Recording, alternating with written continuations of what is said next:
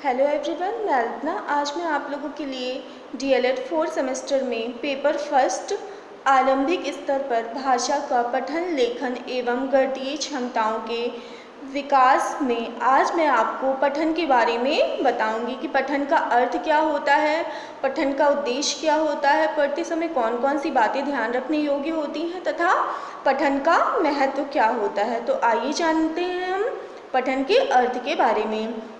पठन का अर्थ अंग्रेजी भाषा के रीडिंग शब्द के लिए हिंदी में पठन और वाचन दो शब्दों का प्रयोग किया गया है। कौन से दो शब्द हैं?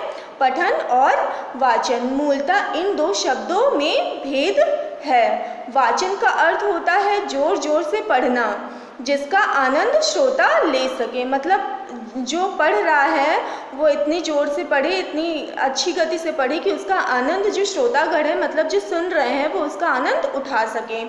पठन का अर्थ होता है जोर से और मौन होकर दोनों प्रकार से पढ़ना, जिससे पठित सामग्री जो है वो समझ में आ जाए। अतः पठन के अंतर्गत हम दो प्रकार के वाचनों को रखते हैं, स्वसर वाचन और मौन वाचन। ये दोनों प्रकार के वाचन जो है ये पठन के अंतर्गत आते हैं। लेकिन वाचन का उद्देश्य यही रहता है कि वाचन करने वाला, मतलब जो भी पढ़ने वाला है, वह स्वयं वाचन का आनंद उठाए। जब वो पढ़े तो वो स्वयं भी उस वाचन का या पढ़ने का आनंद उठा सके, साथ ही अपने मानसिक विकास में गति पैदा कर सके।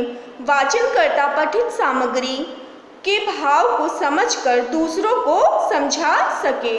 वो जो भी पढ़े उस सामग्री को, उस पठित सामग्री के भाव को पढ़कर वो दूसरों को समझा सके।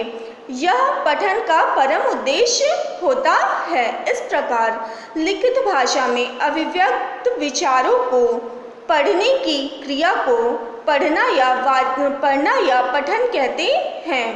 पठन में मुख्यतः दो तथ्य समाहित हैं। ये दो तथ्य हैं वर्णों तथा शब्दों को पहचान कर ध्वनियों के साथ सहसंबंध स्थापित करना तथा उपयुक्त गति से मौन या व्यक्त पठन करते समय पठित सामग्री का पूर्व पर संबंध जोड़ते हुए अर्थ ग्रहण करना। अब हम आगे बात करेंगे कि पढ़ते समय ध्यान रखने योग्य कौन कौन सी बातें होती हैं, कि जब हम पढ़ रहे हो तो हमें कौन कौन सी बातों का ध्यान रखना चाहिए। तो इसमें पहला है पढ़ते समय पुस्तक और आँखों के मध्य कम से कम 1 फीट की दूरी होनी चाहिए। पुस्तक और हमारी आँखों के मध्य कम से कम 1 फीट की दूरी होनी चाहिए। पुस्तक इस प्रकार रखी या पकड़ी जाए कि उस पर बाईं ओर से प्रकाश पड़ सके। हम पुस्तक जब पढ़ रहे हो तो उसको इस प्रकार पकड़े या फिर इस प्रकार किसी स्थान पर रखें कि उस पर बाईं ओर से प्रकाश पड़ सके। तीसरा है हमारा पढ़ने की गति ना तो बहुत अधिक तीव्र हो और ना ही बहुत अधिक मंद हो, एक एवरेज गति होनी चाहिए जब हम पढ़ रहे हो तो। चौथा है पाठ का आरंभ और अंत मंद गति से होना चाहिए। जब हम पढ़ने की शुरुआत करें तो हमारी गति थोड़ी धीरे होनी चाहिए और जब हम इसका अंत करें तो भी हमारी पढ़ने की गति थोड़ी धीरे हो जानी चाहिए। नेक्स्ट है उच्चारण शुद्ध एवं स्पष्ट हो। जब हम पढ़ रहे हो तो उच्चारण जो है वो शुद्ध एवं स्पष्ट होना चाहिए, जिससे जो श्रोतागण है उनको अच्छे से समझ में आ सके। नेक्स्ट है पढ़ते समय पढ़ने की मुद्रा सीधी एवं आरामदायक हो। जब हम पढ़ रहे हो तो हम ऐसे खड़े या बैठे हो कि जो हमारी मुद्रा हो वो आरामदायक हो और सीधी हो। नेक्स्ट है पढ़ते समय मुख पर भाव झलकने चाहिए। हम कोई भी पाठ पढ़ रहे हैं या हम कुछ भी पढ़ रहे हैं तो हमारे मुख पे वो भाव झलकने चाहिए।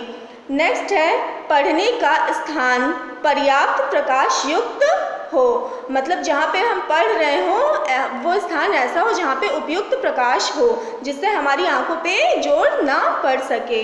अब आगे हम बात करेंगे पठन के महत्व के बारे में कि पठन के क्या क्या महत्व होते हैं। तो पठन के महत्व, पठन का अर्थ जीवन में अत्यधिक महत्व रखता है या अत्यधिक पठन का जीवन में हमारे अत्यधिक महत्व है। मनुष्य में ज्ञानार्जन की जिज्ञासा स्वभावता होती है और वह ज्ञान वृद्धि के लिए सतत प्रयत्न भी करता रहता है। ज्ञानार्जन और ज्ञान वृद्धि के 3 साधन हैं, जिसमें से पहला है प्रत्यक्ष निरीक्षण तथा स्वानुभव, दूसरा है विचार विनिमय एवं दूसरों से शिक्षा ग्रहण करना, तीसरा है स्वाध्याय तथा पठनाभ्यास। अब आइए जानते हैं कि पठन के महत्व पर प्रकाश डालते हुए डॉक्टर श्रीधर नाथ मुखर्जी ने क्या लिखा है। इन्होंने लिखा है, पठन एक कला है, यह ज्ञानार्जन की कुंजी है।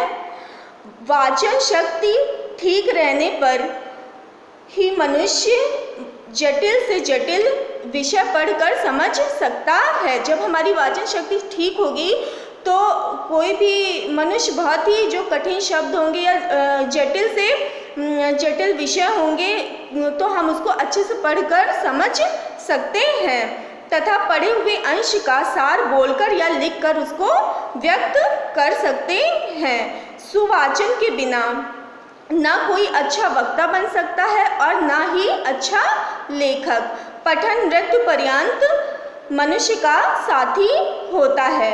आप अकेले घर पर हैं, अकेले घर में बैठे हैं, रेल यात्रा कर रहे हैं अथवा बीमार पड़े हुए हैं, तो ऐसे समय में आप एक पुस्तक उठाइए और उसके पठन का आनंद लीजिए। मतलब कैसी भी परिस्थिति हो, हमको अगर हम अच्छे से पढ़ सकते हैं तो हम उसमें अपने आप को अकेला नहीं महसूस करेंगे। हम किसी भी परिस्थिति में तो हम एक पुस्तक ले सकते हैं और हम उसको अच्छे से पढ़ सकते हैं और इससे हमें बहुत आनंद प्राप्त हो सकता है। तो आज हमने जाना कि पठन का अर्थ क्या होता है, पठन के उद्देश्य क्या होते हैं और पठन का महत्व क्या है। आज के लिए इतना ही, धन्यवाद।